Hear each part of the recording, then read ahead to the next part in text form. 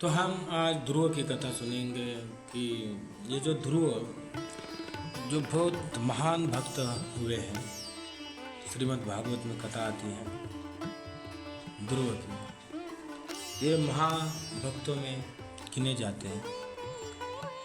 तो इनके वंश में मनु और मनु को जो पुत्र हुआ उत्तानपाद, उसको दो पत्नियां थी। एक थी सुरुचि और एक थी सुनीति। तो सुरुचि जी थी, वो बड़ी प्यारी थी राजा को, यानी उससे स्नेह था। और जो सुनीति थी तो राजा की वो भी पत्नी थी, मगर इतना राजा उनसे प्रेम नहीं करते थे। तो इसी तरह से एक दिन सिंहासन पे उत्तानपाद राजा बैठे हुए थे और उनका जो उत्तम नाम का जो बेटा है वो उनकी गोद में खेल रहा था। तो ये जो ध्रुव जी है अपने यानी मित्रों के साथ खेलते खेलते बच्चों के साथ वो राजा के महल में आ गए। और फिर वो राजा को कहने लगा, बाबा बाबा बाबा बाबा मुझे भी गोद में ले लो, बाबा मुझे भी गोद में ले लो। तो राजा ने सुरुचि के पास देखा तो सुरुचि के जो नेत्र से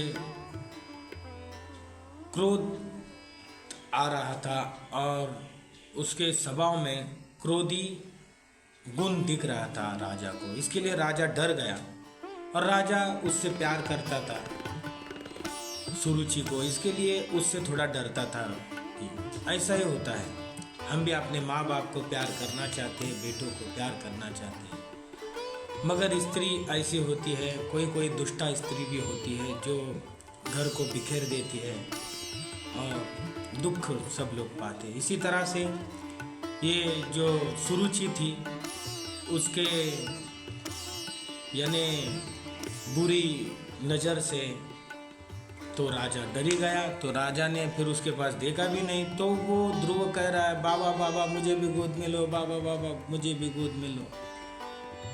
तो जो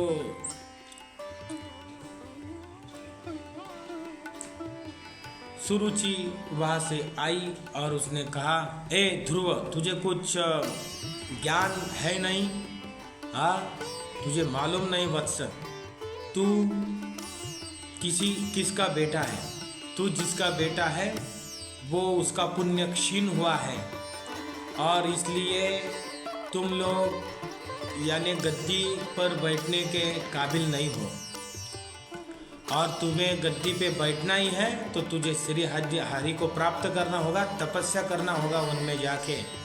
और श्री हरि जब प्रसन्न होंगे तब उनसे कहना होगा तुमको कि तुम सुरुचि के यानी गर्भ में मुझे भेज दो, यानी मैं उनका पुत्र होऊंगा, फिर मुझे सिंहासन मिलेगा, तो ही तुम्हें ये सिंहासन मिलेगा उत्तानपाद का। ऐसा नहीं मिल सकता। अभी इतना सा वो छोटा ध्रुव 5 साल के बालक को ये ऐसी जो यानी बातें हैं कटुता की, ये क्या समझने वाली है। और फिर वो सुरुचि ने कहा कि तुम्हारी माँ भी ऐसी, तुम भी ऐसे हो, पुण्य क्षीण हुआ है और हमारा पुण्य इतना है और हमारे बेटे का उत्तम का भी पुण्य इतना है, इसके लिए वो मेरे गर्भ में आके आज राजा बन गया है, चले जाओ यहाँ से। और तब ध्रुव इतना रोने लगा कि उसकी सांस और उसके जो ओठ फड़फड़ा रहे थे और वो इतना दुखी हो गया और वो जैसे महल से बाहर गया। उसकी माँ ने देखा, सुनीति ने, कि मेरे बेटे को किसने दुखाया है ऐसे। तो फिर बेटे ने सब वृत्तांत कह दिया। माँ ने गोद में लिया और उससे कहा, बेटा जो सुरुचि ने जो कहा जो सुरुचि ने कहा वो तेरे लिए कल्याण का कारण है, क्योंकि उसने सही कहा। हम ऐसे भी यहाँ हमारा यानी देखो हमारा पुण्य क्षीण हुआ है, इसके लिए भगवान ने हमें ऐसा किया है कि हम राजा की पत्नी होकर भी राजा हमसे इतना प्यार नहीं करते हैं और अपने बेटा ध्रुव आपको भी गोद में नहीं लेते। ये हमारे पुण्य का अभाव है, हमारे पुण्य क्षीण है, इसके लिए ये हुआ है। देखो तुम्हें जो अड़ल जो यानी पद चाहिए, जो अचल पद तुम्हें चाहिए, तो तुम्हें श्री हरि की भक्ति करनी होगी और श्री हरि से वर प्राप्त कर कर तुम्हें श्री हरि जो पद देगा वहाँ से तुम्हें कोई नहीं निकाल सकता, इंद्र भी नहीं निकाल सकता। ये ब्रह्म देवता, ये इंद्र देवता, ये सब श्री हरि के चरणों की सेवा कर कर ही इतने बड़े पद को गए हैं। तो तुम भी श्री हरि की भक्ति करो और तपस्या करो तो तुम्हें भी भगवान की प्राप्ति होगी। तो फिर ध्रुव के मन में वैराग्य आ गया और भगवान के प्रति आसक्ति आ गई और वो भगवान को ढूंढने के लिए वन में चला गया।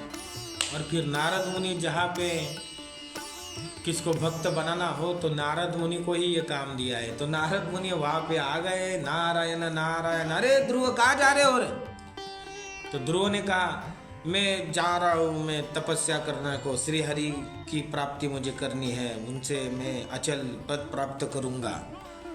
तो फिर नारद मुनि ने कहा अरे इतने छोटे हो तुम, अरे बड़े बड़े मुनि, बड़े बड़े तपस्वी हाथ टेक देते हैं भगवान की प्राप्ति, क्या इतनी तुम जाओ घर पे, अभी तक तुम्हारे दूध के दांत भी नहीं निकले और भगवान की प्राप्ति करने को चले हैं।